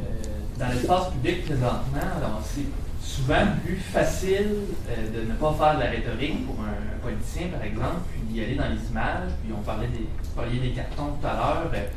C'est beaucoup plus simple, j'imagine, pour un parti de donner une ville de carton à quelqu'un qui parle à la télévision, puis de s'assurer qu'il ne fasse jamais de la rhétorique au risque de se planter. Est-ce que vous croyez qu'il va y avoir plus, que la rhétorique va diminuer dans l'avenir? Parce que ce que j'ai l'impression récemment, c'est que les partis découvrent que c'est beaucoup moins risqué, puis c'est beaucoup plus efficace de travailler sur l'image que de travailler sur la rhétorique et la formation.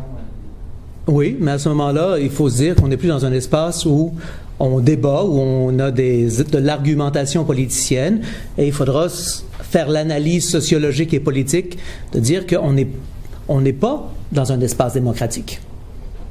On est dans un espace où une classe et des membres d'une certaine classe politicienne essaient de maintenir leur salaire, leur vie, en nous manipulant par ailleurs, sans nous faire penser, sans nous demander notre parole, ou en scriptant notre parole tout simplement. Parce qu'on répond avec des cue cards, nous aussi, dans ce cas-là. On le voit, je veux dire...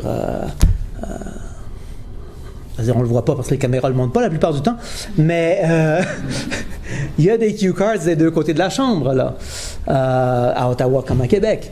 Alors, je me dis, oui, ça existe, c'est le cas, mais pour moi, c'est le refoulement de l'argumentation. On n'argumente pas, on déclare « ceci est ».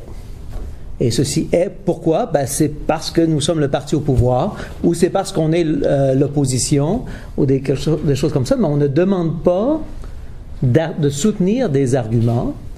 Peut-être que l'espace politique, de fait, dans des sociétés de 30 millions et plus, ou de 8 millions et plus, on ne peut plus avoir ça.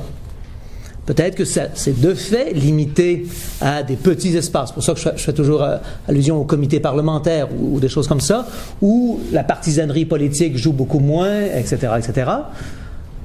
Peut-être, mais à ce moment-là, refaisons nos devoirs en philo-politique, parce qu'on ne fonctionne pas concrètement en lien avec les idées, les idéaux qu'on déclare et qu'on encense et qu'on loue rhétoriquement.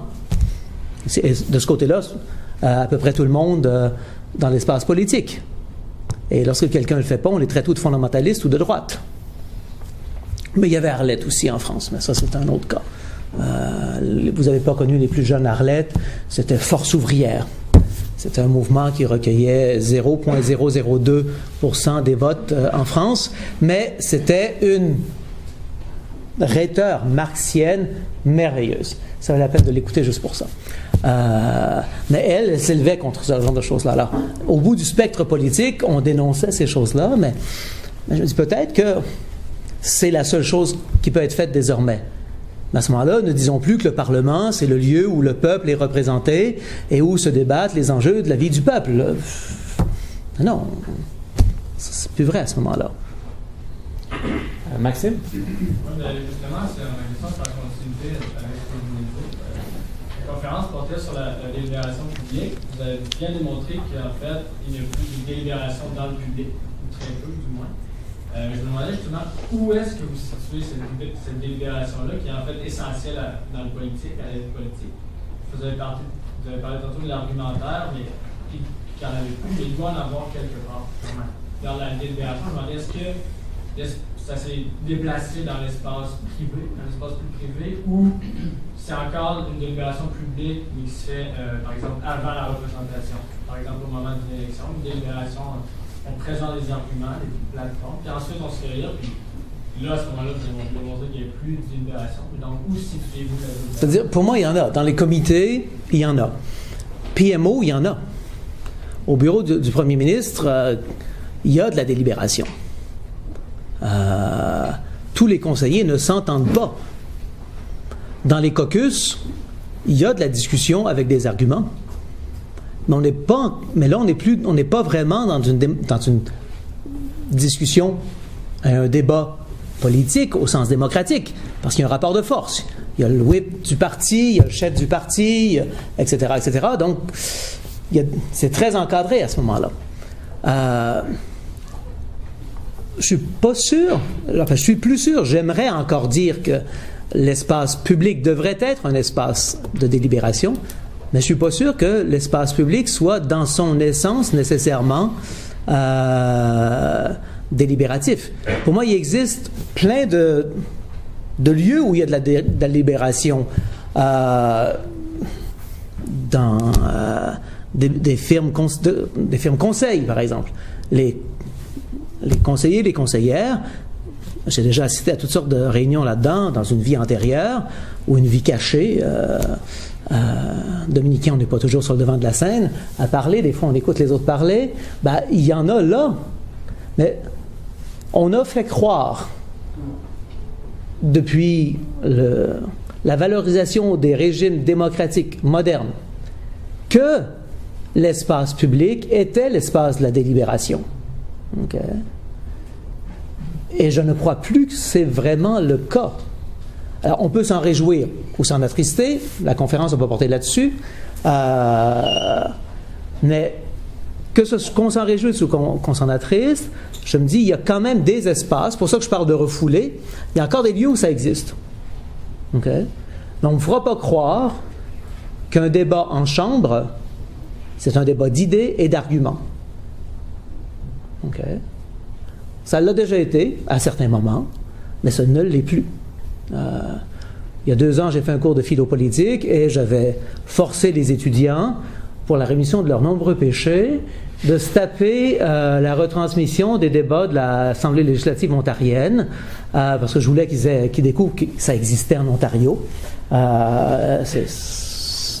Québec, le Parlement et puis les partis politiques ont une grande présence. En Ontario, ça n'existe pas ou presque. Alors, je voulais que les étudiants découvrent aussi en même temps que, oui, il y a un régime politique en Ontario. Là.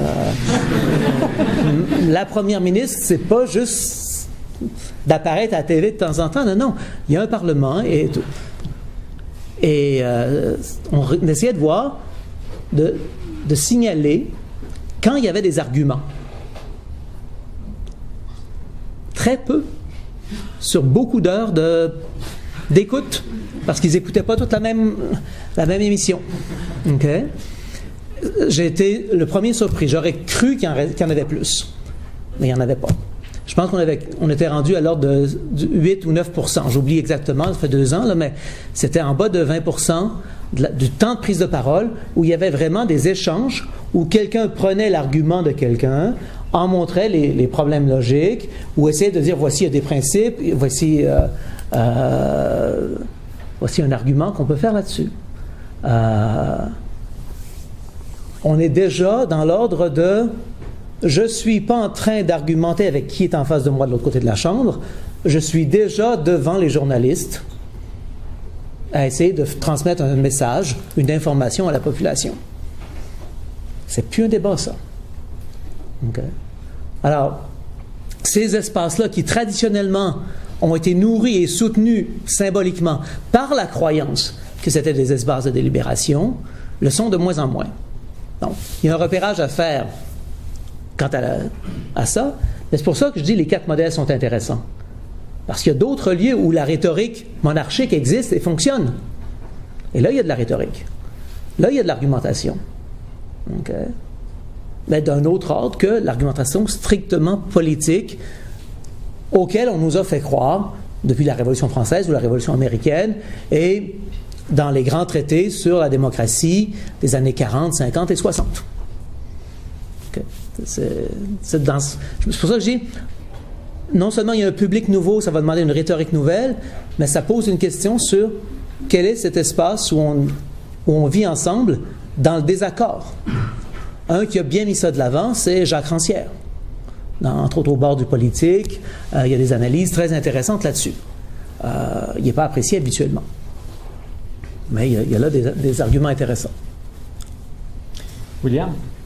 Voyez-vous que les médias sociaux peuvent relancer la délibération publique, que ce soit à l'aide des consultations publiques qui sont faites sur le web par le gouvernement ou d'autres moyens?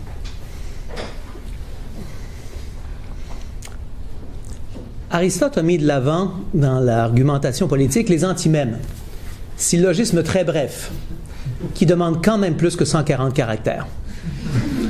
Ceci étant dit, en forme de boutade, là, je crois que de fait vont pouvoir se mettre en place et existent déjà sur certaines questions de véritables espaces de débat citoyen où il y a des arguments et pas seulement d'échanges d'opinions ou de savoir qui pense quoi. Oui, il y en a. Jusqu'où ça va aller et comment ça va s'intégrer dans l'espace public actuel pour aller jusqu'à faire des lois, parce que le politique travaille à ça, c'est pas encore clair. Mais de fait, les médias sociaux peuvent permettre ça.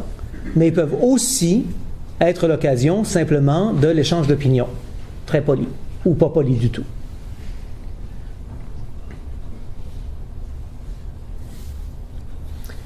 François? Vous avez parlé de l'idéal de Habermas ou de Descartes, qui était simplement le meilleur argument de l'exemple. Qu'en est-il aujourd'hui dans notre société? Est-ce que c'est un idéal réalisable, c'est une utopie ou quelque chose qui n'est pas souhaitable? C'est pas souhaitable. Ouais. Parce que ça ne correspond pas à la réalité. Un argument qui peut devenir le meilleur et faire l'unanimité, c'est ça l'idée, fonctionne sur le vrai, sur l'idée de vrai, qui porte pas sur le possible et pas sur le souhaitable, et se déploie fort peu dans l'urgence, qui est un des autres critères là, lorsqu'on pense à comment se construisent les arguments logiques en rhétorique. Alors non, je ne crois pas que ce serait souhaitable. Ça serait se méprendre sur ce qui est en jeu, et pour arriver à ça, tous les coups seraient bons, et je ne crois pas que tous les coups soient bons parce qu'il y a de la manipulation émotive des gens, et ça, autant jouer des émotions pour aider à la conversion ou à s'ancrer dans un engagement, ça peut être utile.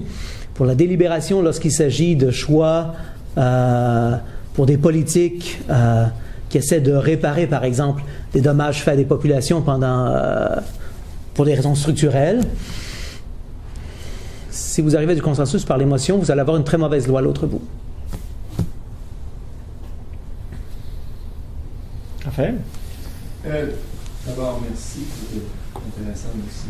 Un bel exemple de rhétorique. Mais je dois peut-être suivre la question de François. C'est la question de la vérité qui m'intéresse. C'est la question de la vérité qui m'intéresse.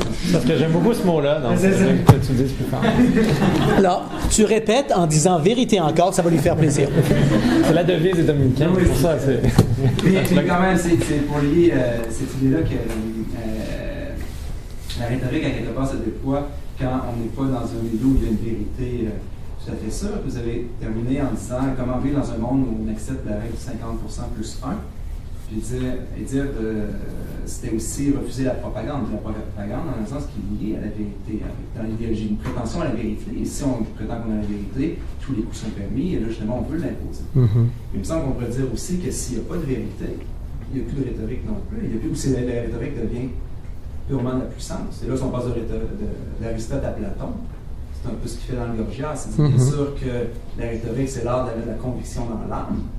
Mais si on accepte à un moment donné qu'il n'y a pas de vérité, qu'il n'y a pas de justice, ça devient simplement un rapport de force.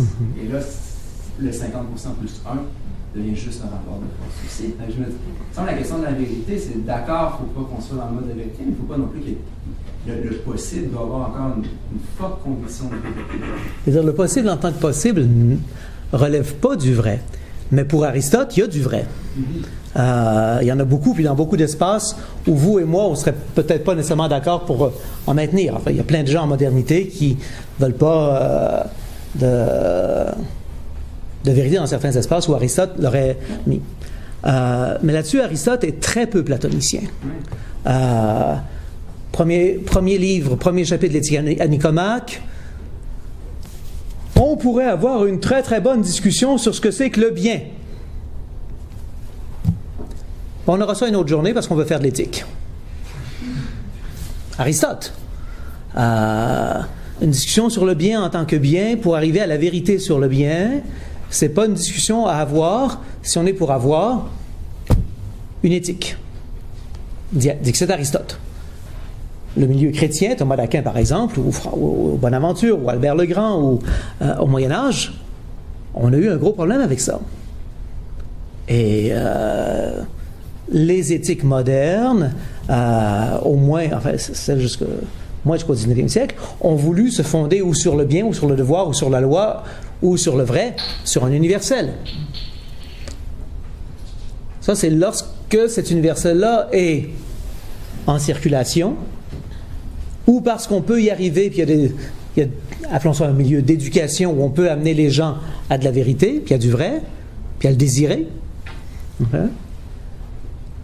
Ou bien le vrai, c'est pas un ou bien exclusif, là, où des vérités peuvent circuler, mais sur le mode rhétorique. Il y a toutes sortes de discours qui vont dire des vérités, mais qui ne les disent pas comme des vérités. C'est-à-dire, ils vous les assènent.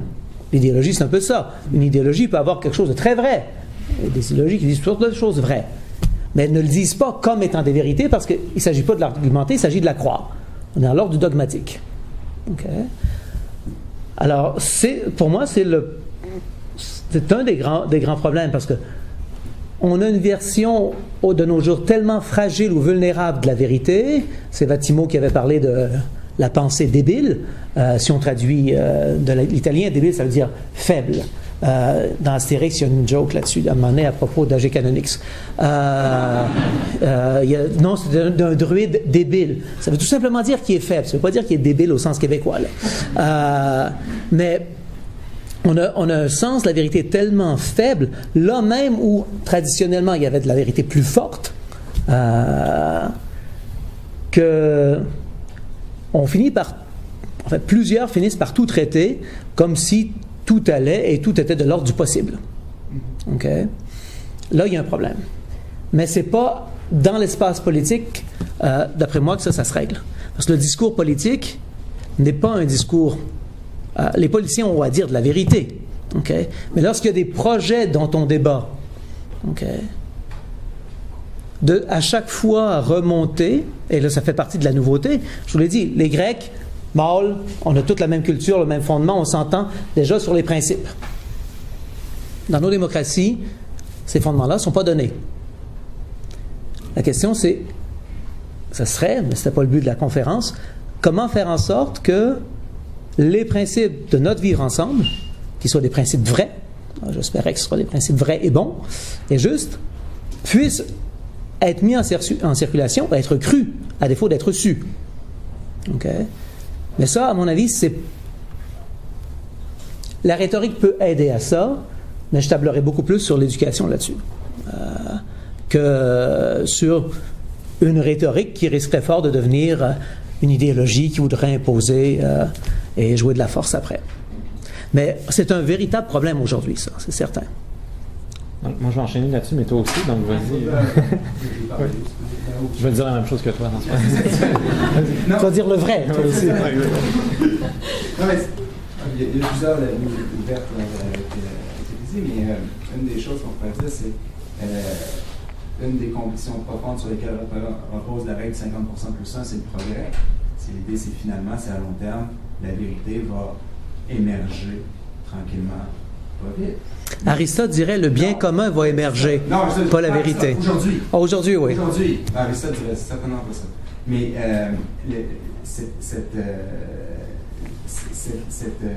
cette idée-là, dans ce cas-là, reconduit cette idée qu'il va y avoir un meilleur argument qui va venir. Et là, c'est comme si on disait, oui, mais la rhétorique ne peut pas faire ça, mais la condition pour l'accepter, c'est à quelque part qu'on va découvrir une vérité. Et là, il me semble, Aristote de Platon dirait, il faut qu'il y ait une vérité à quelque part. Oui. Ça reste que pour que les gens parlent. Oui, mais cette vérité-là, c'est pas fondamentalement ce qui va être mis en circulation et débattu si on a un projet politique pour un pont ou autre chose. C'est le principe. C'est ça. Là où il y aurait de la place pour ça dans l'espace politique, c'est là où, dans l'espace public, devrait y avoir de l'épidectique. On devrait être capable de beaucoup plus louer et rendre désirable du vrai. Nos commissions parlementaires sont des commissions d'enquête qui cherchent la vérité. Okay? Mais une fois que la commission fait son rapport, indépendamment du fait qu'ils vont le mettre sur les tablettes, mais une fois que le rapport est fait, qu'on a la vérité, on n'a pas encore le même genre d'enquête et le même genre de discours. C'est pas ça qui va être nécessaire pour trouver la meilleure loi en vue du bien commun dans l'avenir. Alors là, on a un beau cas. La commission d'enquête fait la vérité, espérons, okay? Mais ça redonne une parole d'un autre type qui est vraiment rhétorique aux politiciens. Parce que cette vérité-là ne débouche pas sur une seule loi possible pour faire en sorte que ces écarts de conduite ne se produisent plus ou soient sanctionnés. Puis comment les sanctionner? On est dans l'ordre du possible. Et là, on est dans l'ordre de l'argumentation en vue du bien commun. Mais j'aimerais qu'il puisse y avoir plus de vérité. Ça, c'est marqué sur les murs de mes couvents. Mais moi aussi, je pense, j'ai peut-être un problème avec la division là, entre le possible et le nécessaire, ou avec la façon dont Aristote conçoit les choses, mais dans la façon dont tu parlais de la rhétorique, il y a toujours deux idées qui revenaient. Il y avait l'idée de persuasion et l'idée de délibération. Et ma question, c'est est-ce qu'on ne devrait pas séparer ces deux choses-là et dire qu'il y a justement un moment pour délibérer, et l'art qui permet de bien délibérer, pour reprendre des termes classiques encore, ce serait la dialectique, laquelle repose en partie sur la logique. Il faut qu'il y ait de la logique là-dedans. Mais qu'une fois que la délibération est terminée et qu'on a pris une décision, là, il y a un autre art qui embarque, c'est celui de la persuasion, c'est-à-dire que moi, j'ai délibéré, nous avons délibéré, mais là, il y a d'autres personnes qui n'ont pas délibéré avec nous, et on ne peut pas délibérer avec eux pour X ou Y raison. Et d'ailleurs, de toute façon, la délibération ou la dialectique persuade pas nécessairement les gens, c'est juste dans des circonstances particulières que ça marche. Alors, nous avons délibéré, il y a ceci qu'il faut appliquer. Et à partir de là, il faut un autre art, il faut celui de l'art de la persuasion, pas pour les manipuler, mais pour les convaincre de faire peut-être quelque chose qui est bien pour eux. Et c'est deux choses distinctes, ces deux choses-là. Très chrétien. Okay. Il faut s'entendre, c'est pas une insulte dans ma bouche, hein? C'est même très catholique. Mais... Non, mais c'est cette option-là de dire que c'est la dialectique qui permet de bien délibérer, c'est des options qui ont été mises en place de peine et de misère au 12e, 13e siècle. Entre autres par Thomas d'Aquin, qui a ramené de la délibération avec l'usage de la dialectique dans la prudence, tout en maintenant qu'au moment de la discussion véritablement de la délibération éthique, c'est la rhétorique qui est utile. Question 7, 6 ou 7, la prima secunde. Mais chez Aristote, début de la rhétorique d'Aristote, la dialectique, la rhétorique, c'est la dialectique pour les choses politiques. Et du coup, la prudence va travailler, la prudence politique va travailler à partir de la rhétorique, elle aussi, non pas à partir de la dialectique. Il faut attendre les chrétiens, les néoplatoniciens tardifs pour avoir cette idée que la dialectique en tant que telle serait première, puis serait comme pour la transmission de la décision bien dialectiquement délibérée, on aurait la rhétorique. Mais ils sont optimistes. Et je crois qu'en régime de chrétienté, ça peut marcher. Parce qu'il y a un partage des principes. Il y a un partage déjà donné du type d'engagement éthique dans lequel vous êtes. Okay? Est-ce qu'on peut tabler là-dessus aujourd'hui?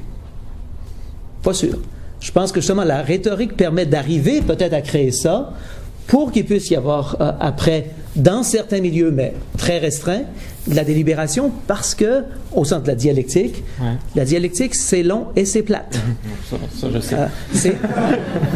Et puis si on se mettait à faire de la dialectique, on perd la moitié du monde en 5 minutes. Absolument. Surtout à 9h un vendredi soir. Absolument. Mais alors Aristote dit, il faut trouver, dans le fond, il y a les sophistes qui veulent aller vite, qui court-circuitent. Il y a la dialectique qui est pas fonctionnelle dans l'espace politique. La rhétorique, c'est ce qui peut fonctionner et qui n'empêchera pas qu'il y ait de la dialectique ailleurs. Mais dans l'espace public, sur l'agora, ça ne pourra pas être de la dialectique. Mais si je change ma question juste un petit peu, j'avais l'impression en t'écoutant que persuader autrui en n'utilisant pas des arguments, mais en utilisant toutes les autres techniques possibles pour persuader autrui, dont des blagues par exemple, c'est vil. Il y a quelque chose de vil là-dedans il faut puis que même on risque, si j'ai bien compris dans ta réponse à Raphaël, on s'en va dès là vers la propagande ou la manipulation. Et on s'en va vers quelque chose de vil. Est-ce que j'ai bien compris? Pas nécessairement, non. Mais c'est que la tentation en rhétorique, c'est toujours de diminuer la part de l'argumentation, ce qu'Aristote appelle les antimèmes, au profit de l'argument en faisant une farce. Ou de jouer sur les émotions autres de quelqu'un, la tristesse, la colère, machin et tout, selon des critères très précis du livre 2, là. Et c'est la tentation dans laquelle on est. Or, moi, je dis ce qui est refoulé là-dedans, c'est l'argumentation proprement dite. Et ce qu'il me faut, ce que je veux recréer, ce à quoi je travaille, Collège Néo, entre autres, c'est de réapprendre à argumenter en public de manière efficace. OK. Merci. Oui? Vous parlez tantôt un peu par rapport au cours. Dans le fond, il y a pas aussi un certain transfert de chemin de certains débats envers les cours de justice, mais plus comme des tribunaux supérieurs, comme le cours suprême, où il y a plusieurs intervenants, plusieurs groupes de pression. Parce que déjà, je connais quelqu'un qui avait déjà écouté un peu les débats qui se passaient à la Cour suprême, puis il trouvait que la qualité des discours était beaucoup supérieure à ce qui se passe dans l'Assemblée nationale ou à la Chambre des communes, dans le fond. Tout à fait. Tout à fait. Certains disent que le politique, et ça ferait partie du fait qu'on n'est plus un régime démocratique comme tel qui a été pensé au début de la modernité, parce que les véritables débats de société, les véritables argumentations ont lieu ailleurs qu'au Parlement, ça a lieu à la Cour. Oui, de fait. Si vous lisez je suis en train de préparer un cours sur la prostitution, là. Si vous lisez les arguments qui ont été mis de l'avant au moment de la réforme et puis de l'envoi à la Cour suprême des questions sur la prostitution, il y a là des véritables arguments et qui pourraient être facilement mis en circulation dans l'espace public. Mais les politiciens ne mettent pas ça en circulation. Il y a un choix délibéré, parce que l'argument est fait. On pourrait leur mettre sur un cue card à la limite. Mais ils ne feront pas ça. Donc, il y a là des choix de société ou des choix de classe politique qui méritent d'être réfléchis, parce que je crois que c'est notre voix, à quelque part, comme citoyen, qui est en jeu. Sinon, ce qui n'est peut-être pas nécessairement mauvais, les juges peuvent jouer le rôle des gardiens de la République. Mais est-ce que nous sommes en République? Peut-être. Peut-être que le meilleur modèle, c'est la République. Ce soir, j'ai pris un autre cadre parce que c'est plus léger pour le vendredi soir. La République, le vendredi soir, là, c'est... faut être bon pour se lancer là-dedans. C'est bon à tout temps de la semaine. Oui, mais à certains moments, ça a des effets soporifiques. Ah ouais, bon. C'est très bon à ce moment-là pour les insomniaques. Philippe-Antoine? Oui, vas-y. Mais il me semble que ce qu'on vient de dire, justement, de renvoyer ces espèces de débats qui étaient politiques-là dans le domaine judiciaire, il me semble que c'est un peu aussi de... Vous avez parlé au début du concept d'expert, là. Il me semble que c'est un peu comme de dire que la Cour serait comme le seul expert possible de ces questions-là. C'est comme un peu de diminuer ou de dénigrer l'apport citoyen, comme si le citoyen était plus capable, en fait, de faire ce débat-là, que ce soit des avocats, des juges, qui, eux, ont des études là-dedans, une expertise, que ce soit à eux de discuter les vraies questions, comme si les citoyens avaient plus la capacité de le faire. Pour Platon, les citoyens qui sont de bronze n'ont jamais eu cette capacité-là en partant. On leur a menti si on leur a fait croire ça. Alors, du point de vue d'un argument platonicien, il n'y a pas de problème que ce soit des experts, des gens qui savent, qui ont des études, qui prennent les décisions. Mais du point de vue d'une parole citoyenne, si on va être dans un autre type de régime d'action et d'autocompréhension du politique, ben là, il y a peut-être un problème, en effet. Et moi, je crois qu'on est en train de se faire souffler la parole. Ou on se la fait souffler dans l'autre sens parce qu'on a des cue cards. De toute façon, il y a du souffle. Mais pas sûr qu'on y gagne comme communauté citoyenne ou politique. Oui. Mais justement, on se faisait peut-être souffler la parole dans un coin qu'on se faisait il y avait moins de débats sur la scène publique. Sauf que, au final, il y a des outils peut-être qu'on peut avoir pour faciliter les débats sur la scène publique, un peu de l'éducation, on parle tantôt des médias sociaux, des choses qui peuvent permettre des débats, les faciliter, les encourager.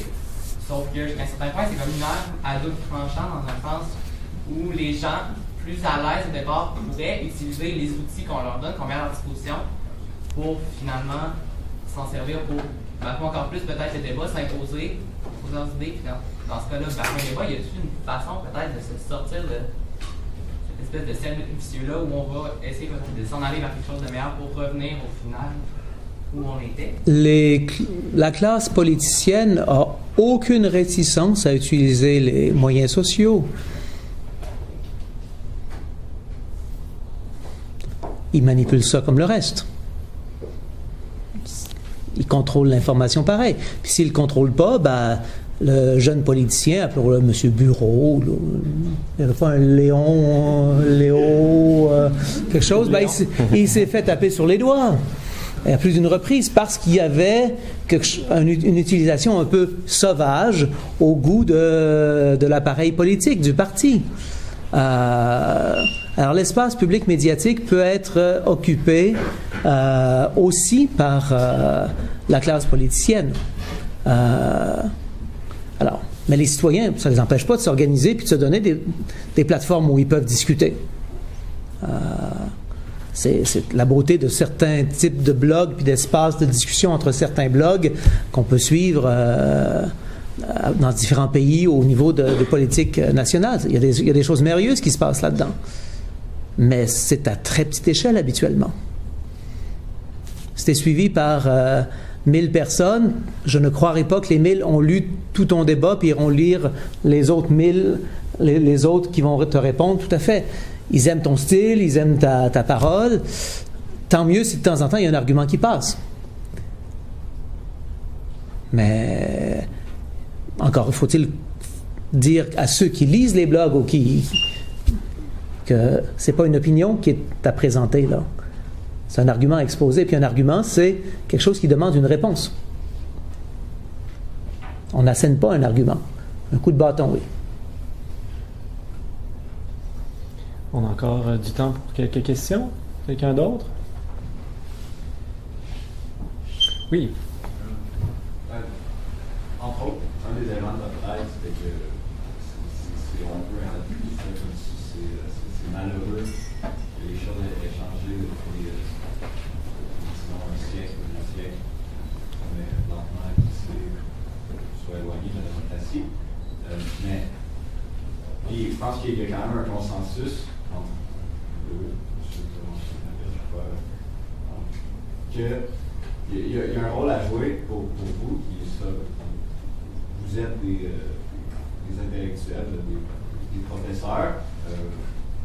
C'est vous qui transmettez le savoir à des gens, mais vous l'élaborer parce qu'il y a beaucoup, j'ai cru comprendre votre discours, il y a beaucoup de, c'est malheureux, mais si vous avez abordé cette question-là, moi j'ai moins saisi, mais pouvez-vous élaborer sur un peu la façon dont on peut s'en prendre pour vous parler d'un cours que vous préparez pour la session prochaine, élaborer sur le cadre avec lequel il faut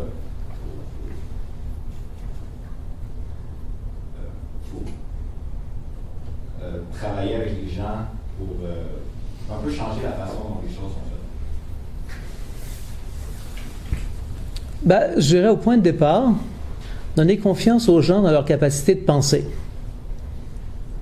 Moi, une des choses qui me frappe, c'est que les gens n'ont pas peur nécessairement de s'exprimer, mais lorsqu'on dit réfléchis, peut-on me donner les principes que tu as derrière telle chose, souvent les gens vont être peureux ou tout simplement ne sauront pas parce qu'on ne leur a jamais parlé de ces choses-là. Or, en philo, une des choses qu'on fait, c'est de dire à quelqu'un, regarde, tu es capable de réfléchir, puis il y a des prémices à ça, des présupposés à ce que tu viens de dire, puis de donner confiance que tu es capable de penser comme ça, d'aller chercher ça. Une des choses de base, si on veut qu'il y ait quelque chose dans l'argument, dans l'ère publique, c'est déjà dans la salle de classe de faire croire, parce qu'au début, il faut faire croire à l'étudiant que la première critique de Kant, là, ça se lit comme une recette. OK, c'est un gâteau compliqué, j'en conviens. Il y a beaucoup d'ingrédients. Mais ça se lit, ça se comprend. Puis, l'étudiante est capable de ça. OK? Et je travaille dans une petite université, on a des très très petites classes, beaucoup de rapports individuels avec les étudiants.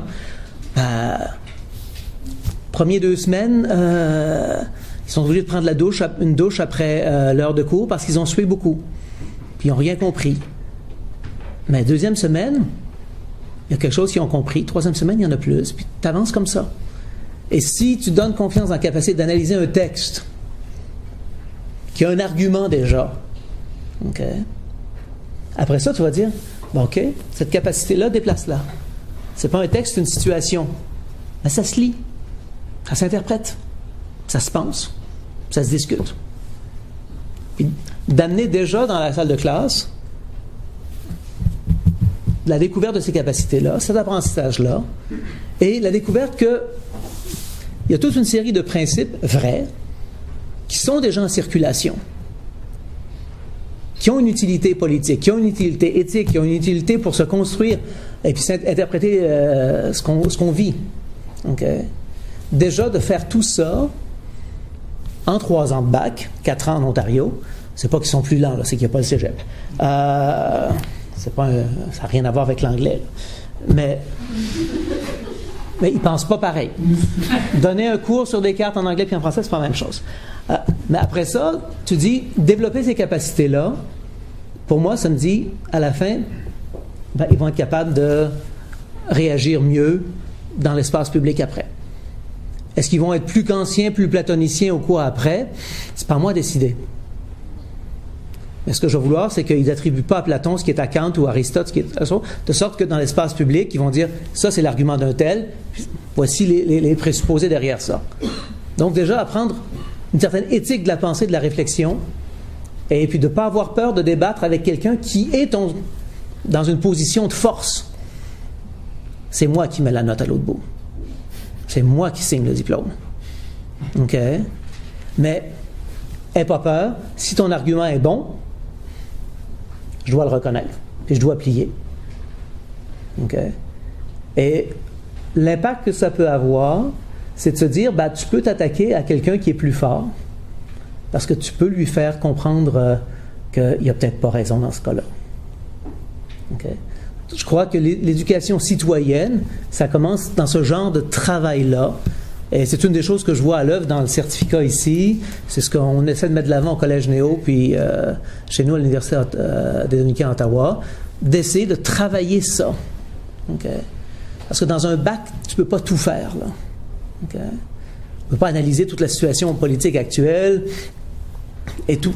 Mais donner déjà la confiance, donner les outils après pour réfléchir puis argumenter, en montrant qu'il y a déjà des patterns de réflexion intelligents et critiques, on peut gagner beaucoup à l'autre bout. En tout cas, pour le moment, c'est ce dans quoi j'investis. Et j'ai commencé il y a fort longtemps en Afrique du Sud, où on se battait contre l'apartheid, puis après là, au Rwanda, après le génocide, même affaire. Redonner confiance qu'il y a de la justice possible, puis la justice, c'est pas juste la loi du plus fort, il faut travailler fort. Parce que ta mère a été violée devant toi et que on t'a fait passer à 13 ans, quelques années en prison, parce que tu étais supposément un génocidaire. Redonner confiance que l'argumentation, penser, réfléchir la justice, c'est possible, mais ça se fait, ça marche. Ça, je pense que du côté des profs, il y a une foi puis une espérance à avoir. Ça n'a rien à voir avec le christianisme, là. Mais il faut croire que l'intelligence humaine puis les gens sont capables de réfléchir et de prendre des décisions délibérées. Je ne suis pas sûr que bien des profs y croient. Et ça fait partie d'un problème de société.